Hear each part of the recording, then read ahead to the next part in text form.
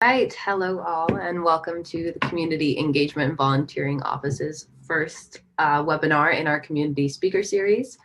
So today we are in partnership with the Center for Gender, Race, and Area Studies, and we'll be joined by Letisha Amuwo from Recreation Worcester. And we will be discussing the role that education has in validating and honoring our youth's lived experiences in an unjust world. Tomorrow, as a quick reminder, we will be hosting another webinar with the Worcester Refugee Assistance Project to discuss the Burmese destabilization and consequent refugee crisis. So that's happening, put that on your calendars. And then just to introduce myself, my name is Reina Carfaro. I work for the CEV office and I will just be facilitating today. I will be monitoring the Q&A section, so you can just put your chats in there and I'll pass them on to Letisha later on. And I just work for the office. I'm a student worker here and I'm really excited to get things going. This is Letisha. So Letisha has been a lifelong youth worker, educator, and social activist throughout Massachusetts. And she was raised in Jamaica as well. So her bicultural experience has been formative for the way that she interacts with social activism and specifically youth work. And she finds the intersectionality in each of her experiences. Letisha has been the program coordinator for Recreation Worcester for about 1.5 years, but she's worked with other local organizations such as Girls Inc. and Pranay Family Health. Letisha is a new mom and a dedicated member of the community, and we are incredibly grateful to hear from her today, learn from her experiences, and hear about her growing perspectives. Thank you, Letisha, for joining us. Thank you so much, Raina, for having me. Thank you so much to Clark University for having me as well. Thank you for that beautiful introduction. I go by she or they as pronouns. And as Raina said, I have been a lifelong youth worker. I've had many experiences where I have been trusted to be with children and to educate them around just their daily interactions in the world. So we can go to the next slide. So I just wanted to give you all just a quick hit on what we're going to be going over today. I wanted to go over some terms that folks may not have maybe you did not hear them, but more than likely you may have heard them and they may have been used in different contexts, or you're not sure about the actual context or connotations and denotations behind these words. As Reina had shared, I did grow up in the Caribbean. And so with that being said, I'm going to discuss a little bit about my background and how that kind of shaped me and works as part of works in my identity. And then my experience as an educator in various settings and the work that I think is really important for all of us to do. Thank you so much. So to kick it off, a lot of times folks will talk about, being part of social justice. I kind of skipping ahead, went to UMass Amherst. And so when I attended, they had a social justice program that was there. And a lot of my mentors were in that social justice program. But the 5 pillars that we try to focus on as folks who are in the social justice movement, and sometimes you may not even know about this, but you're actively doing this work, is access to resources, equity, participation, diversity, and inclusion, and human rights. And so in thinking about access to resources, a lot of times we think of resources as things we can have that are more tangible. And it's really things that are all around us, right? Access to resources as far as it goes with opportunities that we have to get into the door, resources where we are getting the proper financial aid and assistance and information, just so that we can make informed decisions, right? And so that's education for folks as well, which is really, really important.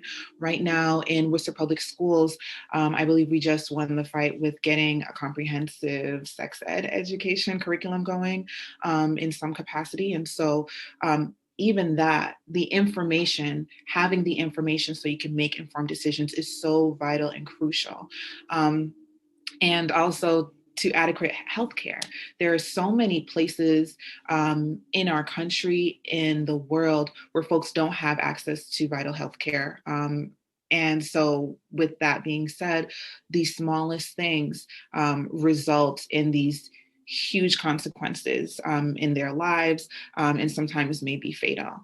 And so when we're talking about equity, it's not the same thing as equal. And so I have an image that is to the left, where it talks about what is the difference between equality and equity.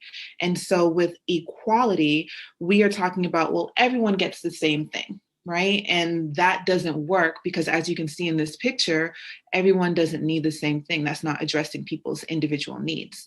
And so even, for this picture, everyone won't be able to see the baseball game or whichever game that we have up there, because for one, there's one person who is already has everything that they need in order to successfully see the game, right? And so we think about that as folks who have had the advantage or have had the privilege because they have an identity, which is a lot of times is referred to as an agent of oppression, because they have the power to oppress marginalized identities. And then we have folks who need a little bit of help and some folks who need a little bit more help, right? And so we think about what that means when we're talking about education. And we have youth who may have families who are able to and do provide tutoring services to their youth, right? What does that mean for the youth who don't have the tutoring services and may have had interrupted education? And so how do we make sure that, the scores and all these other tests that are standardized and used to evaluate in ways which I think most of us are realizing as a society are unfair, what does that mean when that holds them back from more opportunities? And then when we're talking, I have a little picture of Solange here because she had an album called A Seat at the Table. But we want to make sure, I think this goes into diversity and inclusion, we want to make sure that we have a large representation of folks from all walks of life who can bring all of their experiences. There's been so many ads that we've all seen where, say, for example, I remember Kendall Jenner went into an ad, a Pepsi ad, and she was like walking through the streets, and there was a protest that really looked like a racial justice protest, like a Black Lives Matter protest. And she just came through the crowd with like a Pepsi and was like, here, everything's better. And everyone was like, yeah, that's not how it goes, right? And if someone was just in that room, if someone was in the room when Burger King had that campaign of, with women, but there's been a bunch of ads and campaigns that are so wrong and so offensive, and they miss the mark hugely. But if there was someone in that room who not only had a seat at the table, but had the opportunity to speak and to be heard and to be affirmed in their experience, a lot of these things wouldn't happen. And then lastly, thinking about human rights and dignity. You see so many times there are folks who will record and put online, I'm feeding the poor, or I'm helping folks who are experiencing homelessness. And here's like a picture of this guy saying, I gave this guy $10,000. You're recording it, right? And so when people are down on their luck, or when people have been so disenfranchised that it has either resulted in mental health concerns where they're not able to adequately take care of themselves, house themselves, they need help, and again, they don't have access to the resources and information, and then you record it, that's taken away their dignity. And there are so many other ways that folks' dignity gets taken away by the way that they are spoken to, or the way that they are just provided with any kind of love that is really basic and needed. We can go to the next slide. And so a couple more terms that I wanted to kind of discuss. We talked about agents of oppression, and those are folks who may have multiple identities, right? And so if you're looking to the left of the screen, you'll be able to see that we have all these identities that are interacting with each other. Some that are salient for folks, and some that are well perceived. When I walk into a room, most folks will perceive me as a woman, will perceive me as a Black person, as a Black woman, but there are a lot of parts of my identity that folks maybe they're in the forefront of my mind, but they're not really able to be perceived by folks without me even opening my mouth. And so, for example, me having an education, a formalized education, having degrees in college, all of that is a privilege. And so I walk into spaces with this privilege. Me being someone who identifies as being in a lot of heteronormative relationships, or, marrying to a man, someone who identifies as a cis man, well, again, that's another part of privilege that I have. And so all of those work into each other, right? And so when we talk about folks who are agents of oppression, you don't have to be an oppressed person, right? You can make yourself someone who is constantly learning and unlearning a lot of the smog that we've been in the US, so that we can move forward to not just be tolerant or the next step to celebrate folks, but to do the work where you are making sure that you are anti-racist, you are anti-transphobic, you are anti-sexist. And so the way that I think of that, or the way that I've gotten information about how this kind of looks as an analogy, is if you've ever been to an airport before, sometimes they have those little conveyor belts that are moving. So you can take a rest from walking those huge airports and just passively move forward. And so because of the smog that we're in, we're all on that conveyor belt in the US and growing up in US societies and a lot of other societies that have a lot of anti-Blackness with them, and that are transphobic. And so when we're just living and being and existing because of our smog, we are passively moving in the direction of really hate. And so we have to actively turn around and run. Right. And so that means we are actively speaking against hate. We are actively educating the people who are in our circles, whether they are immediate or extended, on their problematic behavior, holding people accountable. And we are actively living each day to make this world a better place. And so again, some of the terms that we have here, culture, these are common customs and language and a lot of traditions that folks will hold. And race is not biological, it's not scientific, it is socially constructed. However, there are very real repercussions of how people are treating societally because of their race, and just the disenfranchisement that they experience. Privilege is a lot of times, again, folks who are agents of oppression as opposed to target of oppression.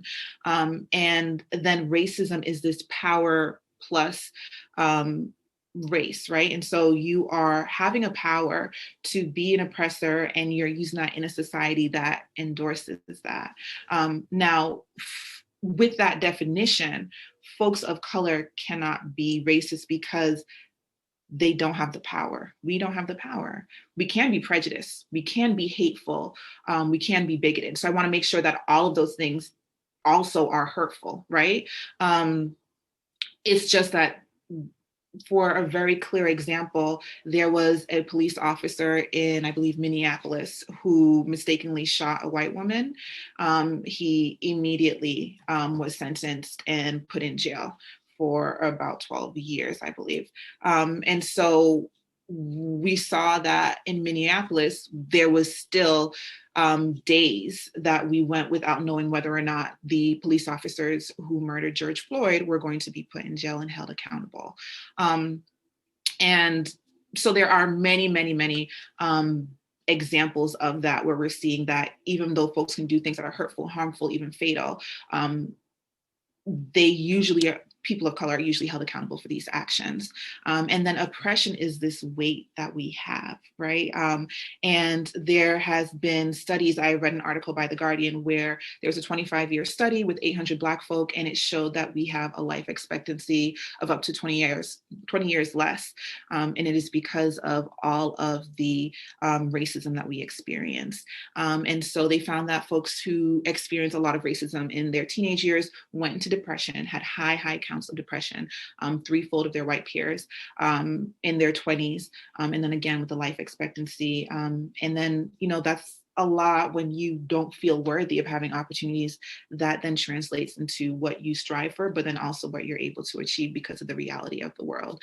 And then implicit bias is where maybe you're not saying these racial epithets and slurs, but there is still this way that people are affected because in your mind, you have these thoughts and this smog that you've grown up in. And so if you're not on that conveyor belt, turned around, running in the opposite direction, you are complicit in what we have as part of this problem in the US. Next slide, please. And so my background, I wanted to just share that is I consider my folks to be Afrocentric. And so that is, we have a lot of celebrations around our African and Black ancestry. My mother is African American. My father identifies as Afro-Jamaican. But a lot of times folks just say Jamaican, regardless of their race, because our motto is out of many, one people. And so you'll see at the top left, there's a picture of me and my dad, and his name is Delroy, but we're celebrating Kwanzaa 1 year, right? And so there's 7 days, the principles, we go through it, we talk about how we want to be better and how we want to uplift ourselves and our community within the next year. And it just happens to happen in that last year of, or last week of every year. So from December 26th to January 1st. And then I also have a picture below that of me and my younger sister with my grandparents who are dearly departed, but they were Paul and Ann Ford. And they are folks who I am very proud of. My grandmother worked for the visiting nurses here in Worcester for over 25 years. Same, my grandfather worked for the Norton Company, which I think is now called St. Gobain, for over 25 years. And that was not easy for either of them.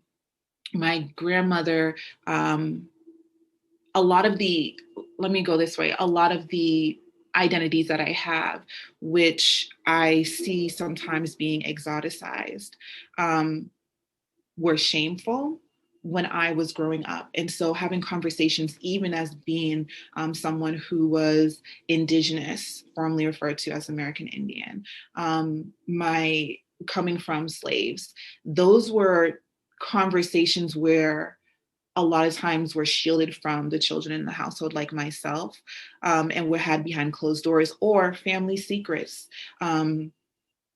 because all of it was really under this cloud of shame.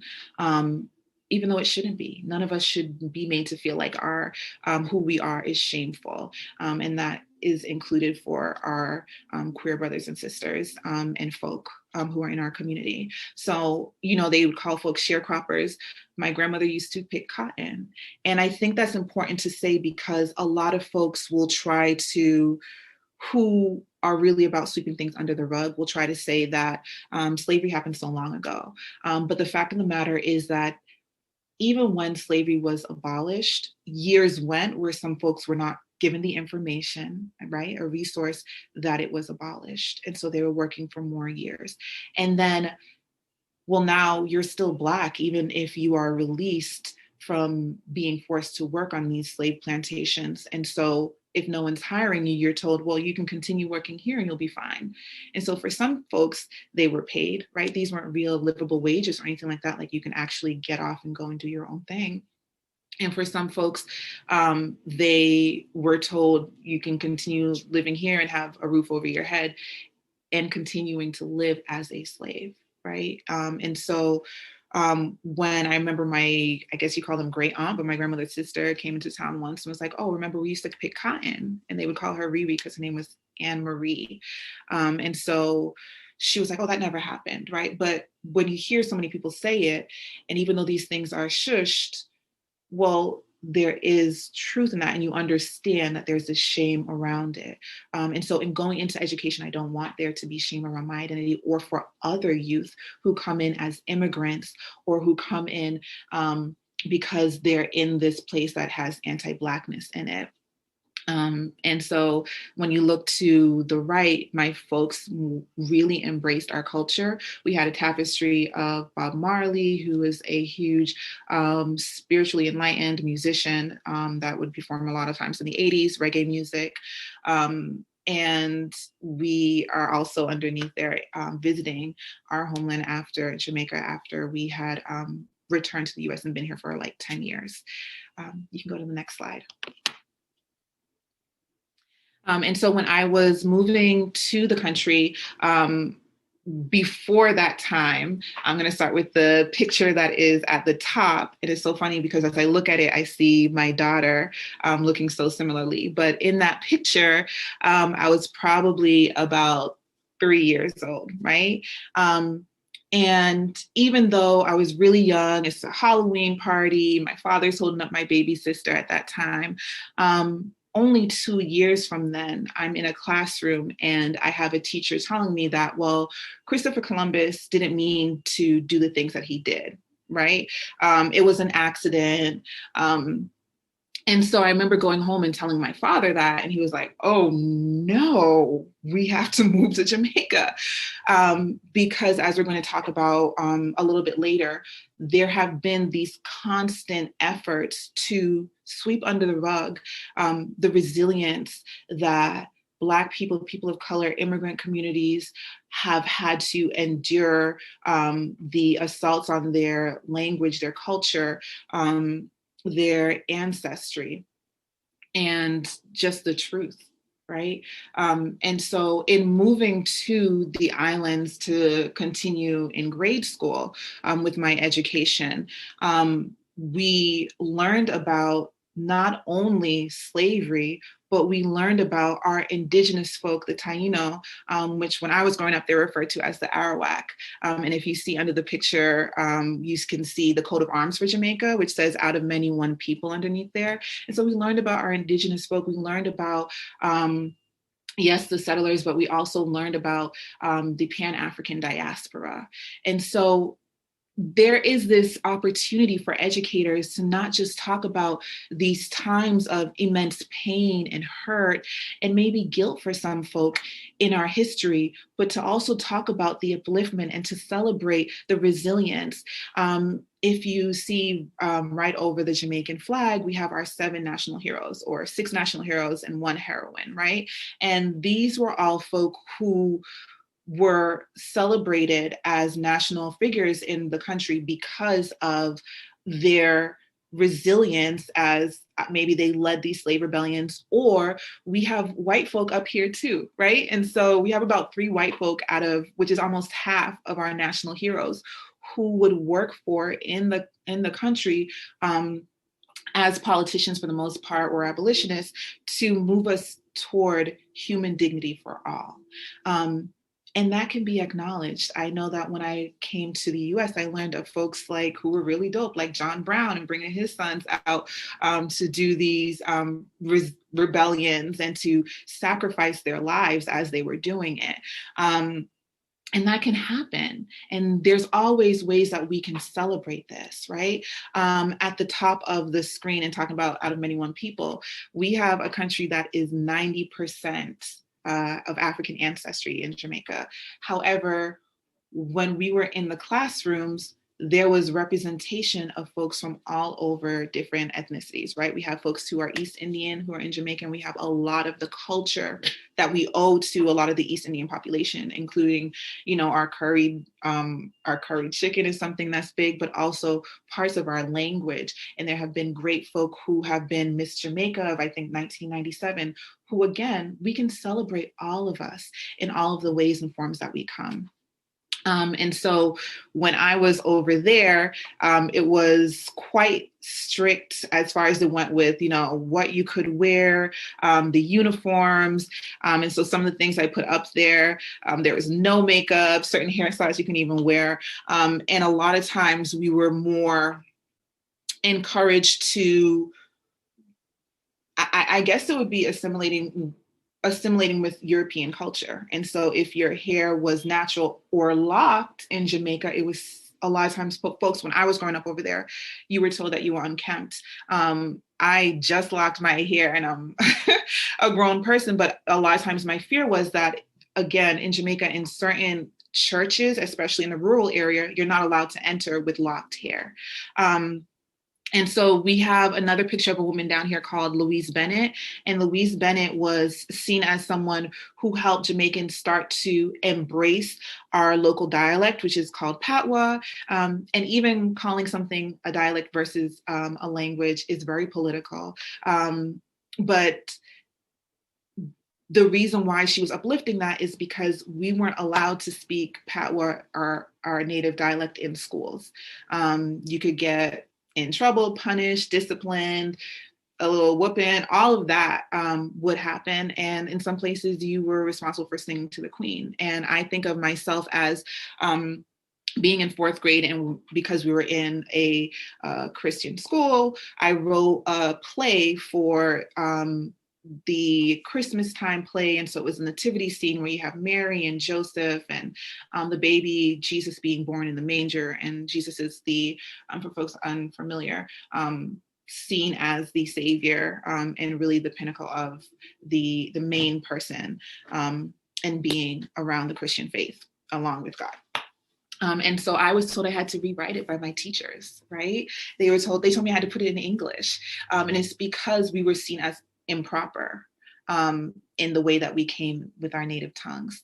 And so those are all messages that were being given to me and that I was receiving.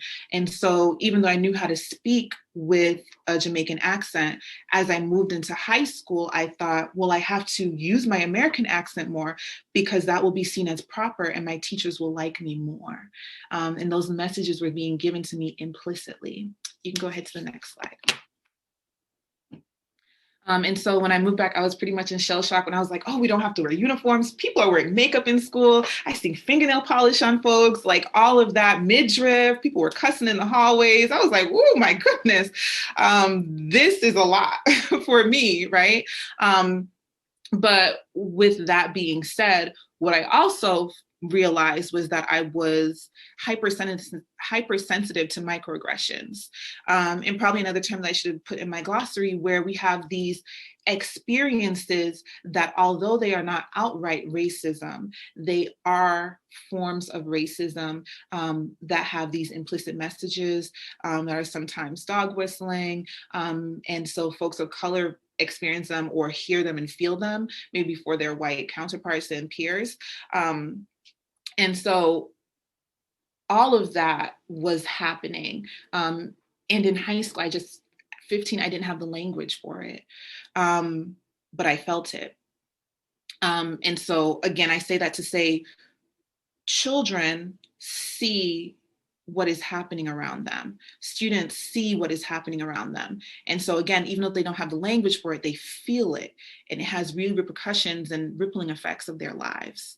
And so another form of a microaggression I can think of is when I came here and I was being placed into classes with my guidance counselor, I was told I was supposed to go into French 2. And I was like, oh, okay, but I've been doing French for like 5 years now. I think 6th, 7th, 8th, 9th grade, I had done it and I was going into 10th grade here. And so it would have been my 5th year. And so the way that she tried to explain it, I didn't really understand why it would still be French 2 that I was going into.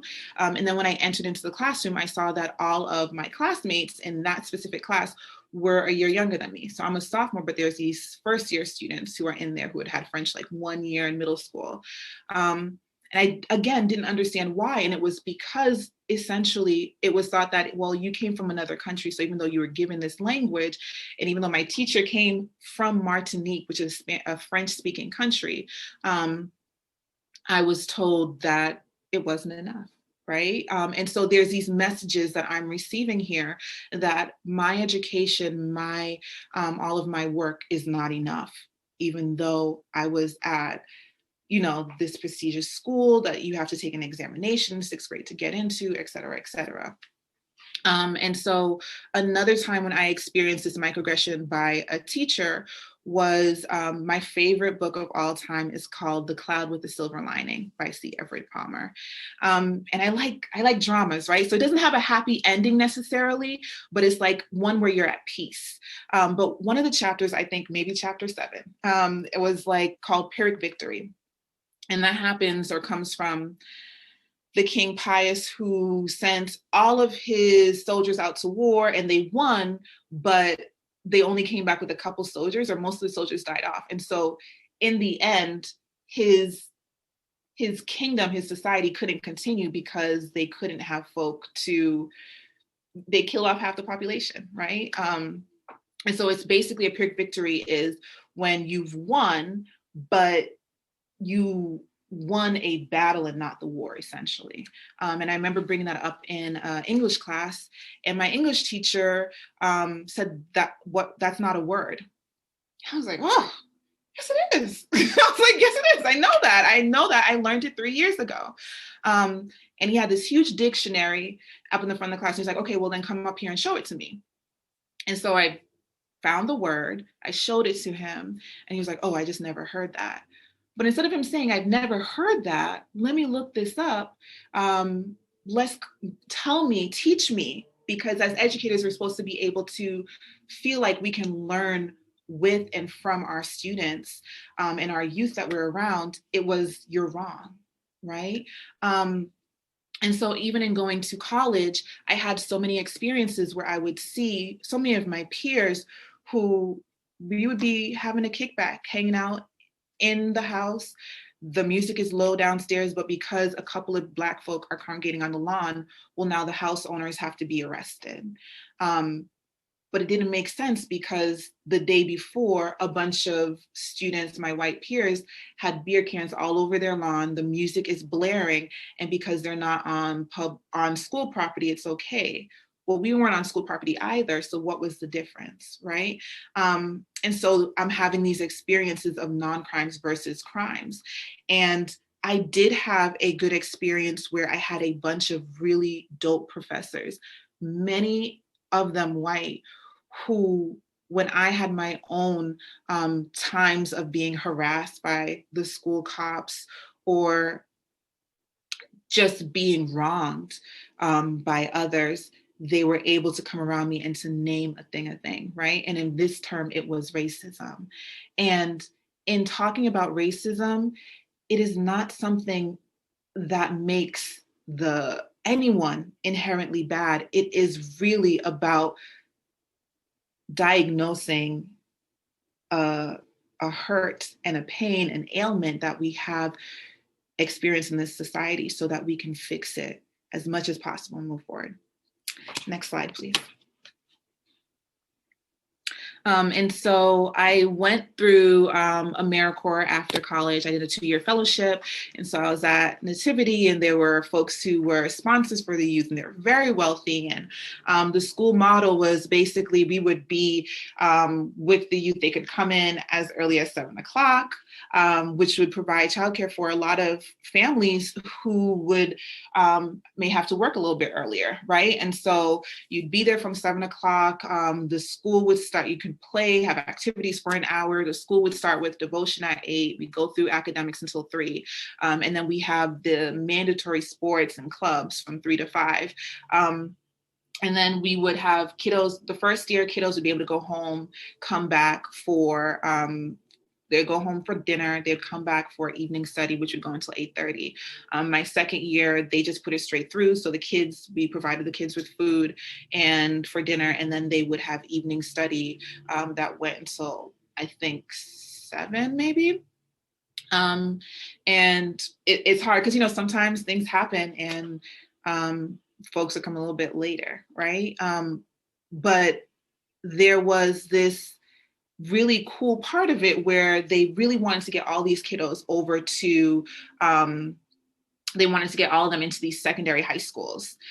The issue that comes up is when you're going into these secondary schools, yes, you deserve to be there, but you're surrounded with folks who don't believe the same sometimes. And whether or not that's your peers who haven't had a lot of exposure to Black folk.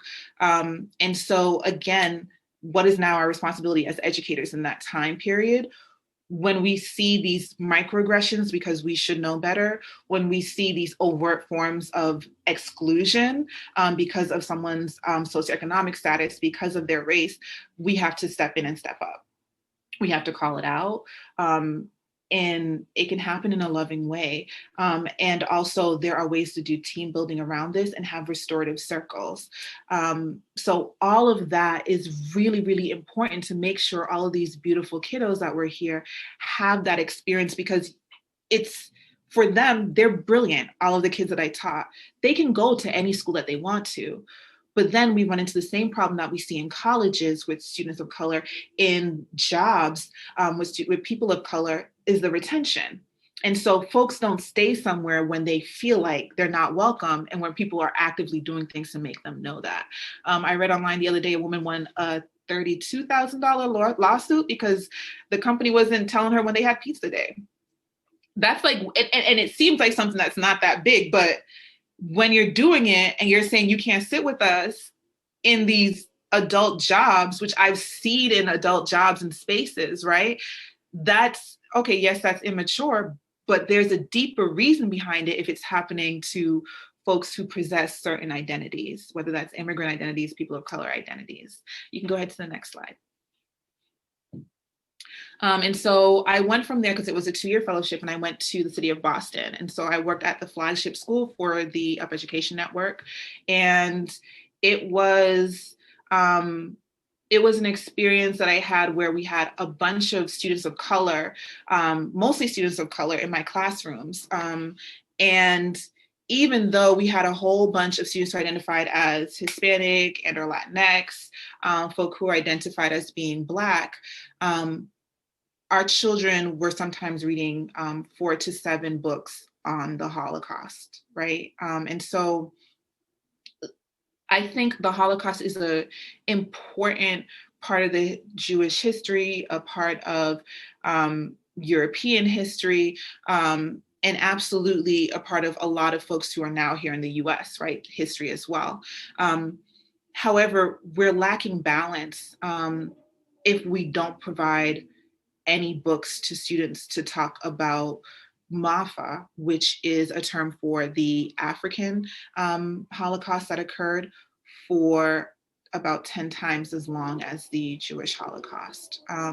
If we're not having any books and information about the internment camps that happened to our AAPI folk, brothers and sisters and folk who are here in California, and we're talking about where it's happening overseas, there needs to be a balance, right? And so I think that there is this implicit message, as I told my colleagues who did not want to, when I had to talk about Mike Brown for current events, or it's a cohort model. So as a history, I was teaching history. I love teaching history.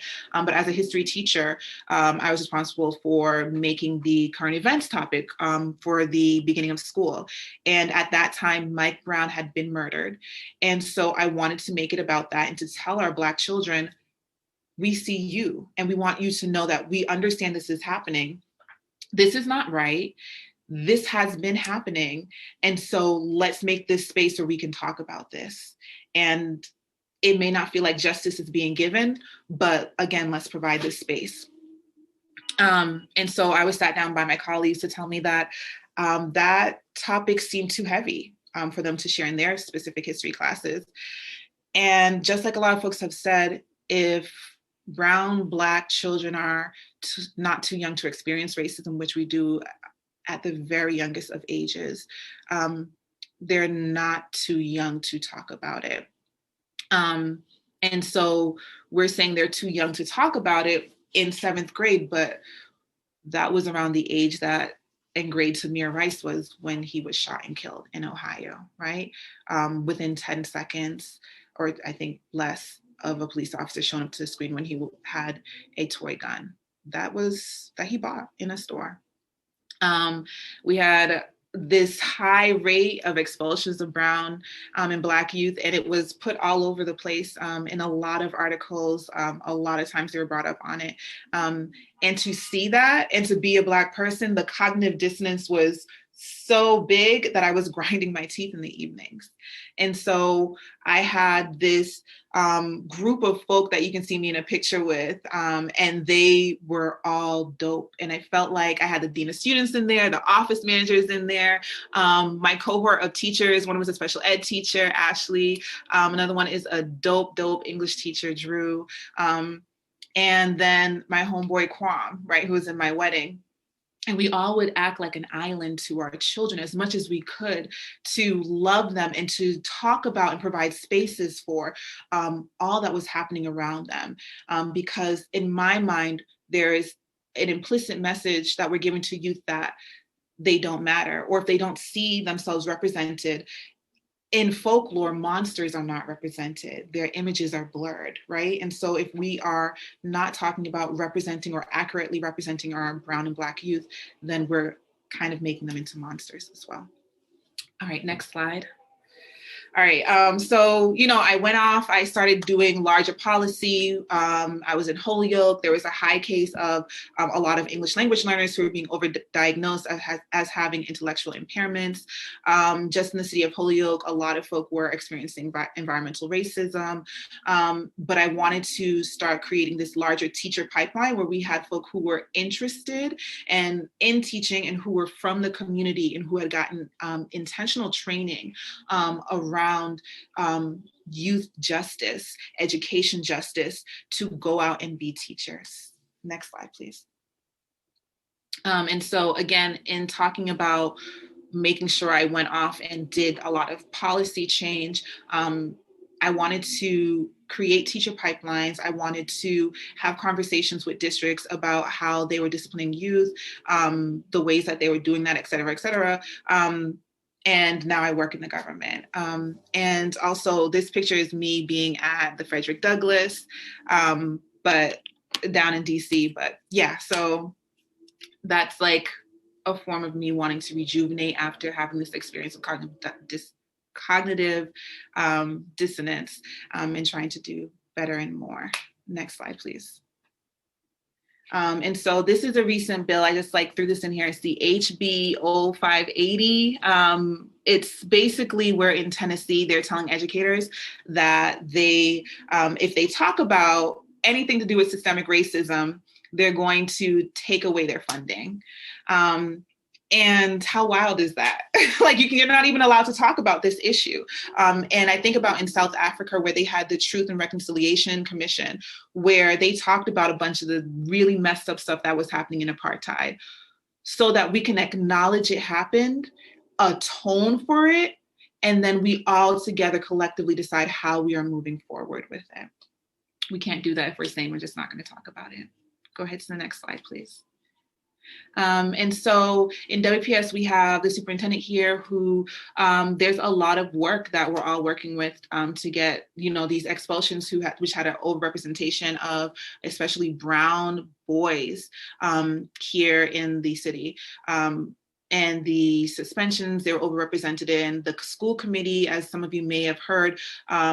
All white does not represent our youth. They live in only basically 2 districts is where most of them come from. And we had this thing called emergency removals a couple of years ago, which of course with the pandemic we don't have.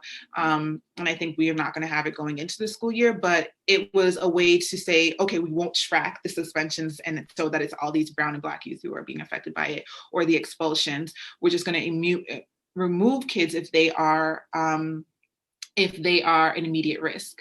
And so kids who just were non-compliant, right, they're sitting in their seat and they're disengaged for whatever reason, they were being removed. And so everyone's like, that's a suspension. Or if you're kicking a kid out, that's an expulsion, right? And so again, there have been all these terms that come around in this gaslighting. And so we work with the district in order to make sure that we're calling a lot of this stuff out. Next slide, please. And so again, these are some of the names that I've had to share with our youth and to discuss. Sandra Bland, Mike Brown, Ahmaud Arbery, George Floyd. It is really hard. And because I saw myself in Sandra Bland as someone who's also 5'10", as someone who is also educated, like she was, someone who is also apprehensive of police officers at times, I definitely went into a state of depression, and I had to get better so that I could bring this up to my students and talk to them.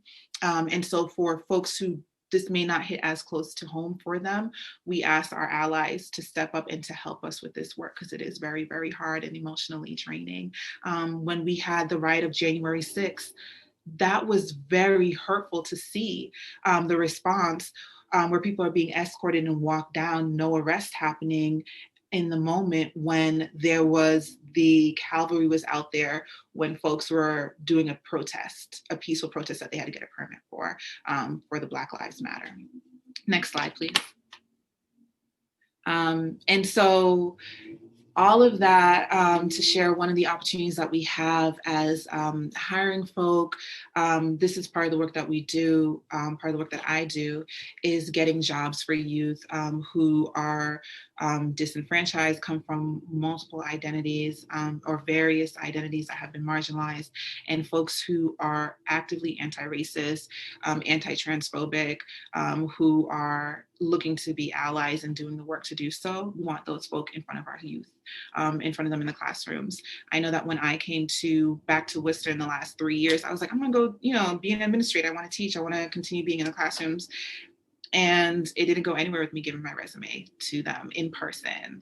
And so we want to acknowledge that and find ways in order to make these established pipelines so that we can get representation in front of our youth. Because again, I feel like if they don't see their images or they are distorted, the implicit message is that our Brown and Black youth are monsters, which we know they are not. So if you are looking to work with our virtual program this summer, our in-person program this summer, or if you want to be part of a program that we're helping to support, and it's going to be in the YWCA physically, but it's the ALTIS, the Audre Lorde Transformative Arts School program. You can get in contact with Holly Dolan at your school for that, or myself for any of our opportunities. But that's all. I would love to hear y'all's questions, and thank you so much for giving me the time today. All right, thank you, Letisha. We have a few questions in the chat or in the Q&A that I'd love for you to answer. So we have one question. This can be a brief one. Did you go to Doherty High School? And if so, what was your experience there? Mm-hmm.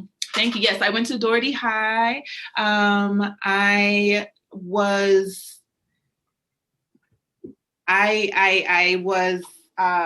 put in a lot of the honors and advanced placement classrooms, and I saw that in both settings. The higher up you go in this tracking field, right, you have less folk around you. And so I did that. I went to all of these clubs. I was a yearbook. I did varsity volleyball, basketball, et cetera, et cetera.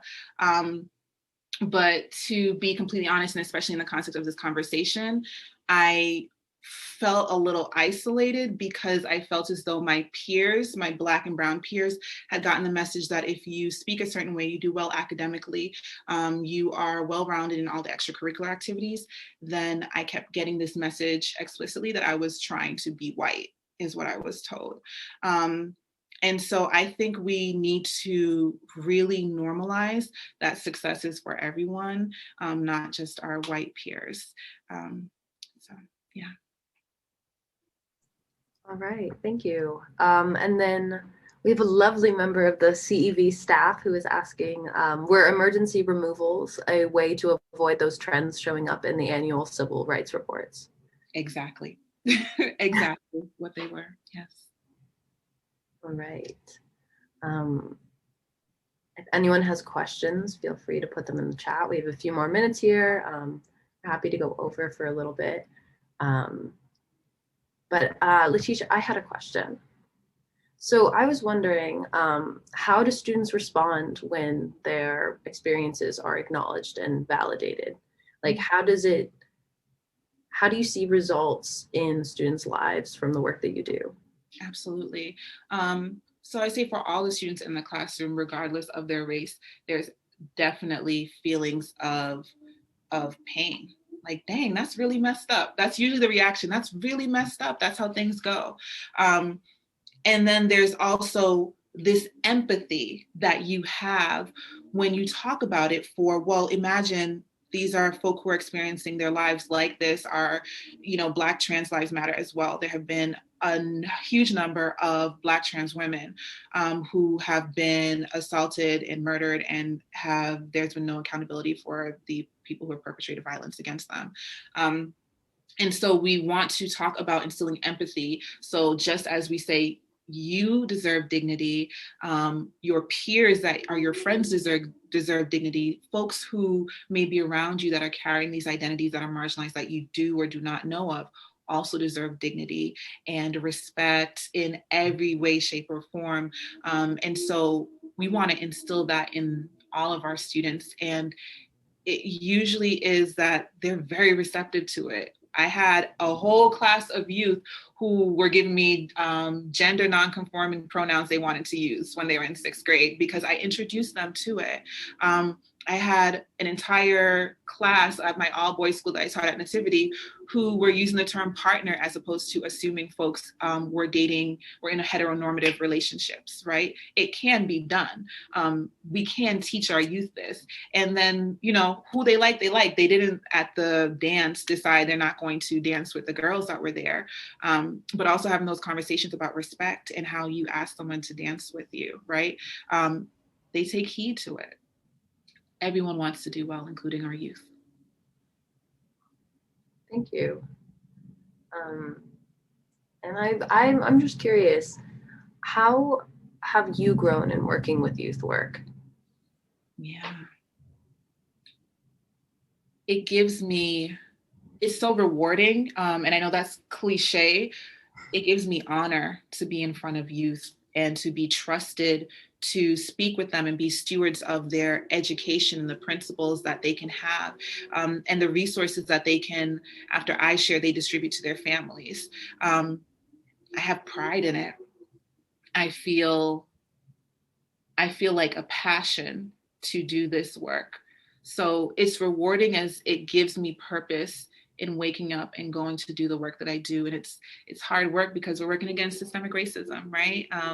And I encourage folks who do this work, because there's so many barriers to it, to have therapists. And I remember one that I had said, Harriet Tubman would have gotten a red carpet if liberation was just as easy as saying this needs to be done. But it is hard work, and it's work that we all need to do for the sake of ourselves and for others. Thank you. And thank you for the time that you've lent us and the energy and emotional space that you've been able to share with us. I'm really grateful, and I think we all are. So I think if anyone has anything else to add or any other questions, feel free to put them in and we can finish that up. Everyone's saying thank you to you. Thank you. I see y'all. I see Ellie in there. Hey, Ellie. I see a bunch of folks. Thank you all so much for joining me and for sharing this space with me. And then if any of you are interested, like I said, we're hosting another webinar tomorrow to discuss the Burmese genocide and destabilization, which will also be very cool. And that'll be with the Worcester Refugee Assistance Project. But Letisha, we're incredibly grateful to have you, and thank you for coming in and representing Recreation Worcester. Thank you all, and feel free to go to the city website. We have a new tab for youth employment where you can sign up for any of the jobs there. And yeah, feel free to reach out if you have any questions ever. Thank you all. Bye, folks.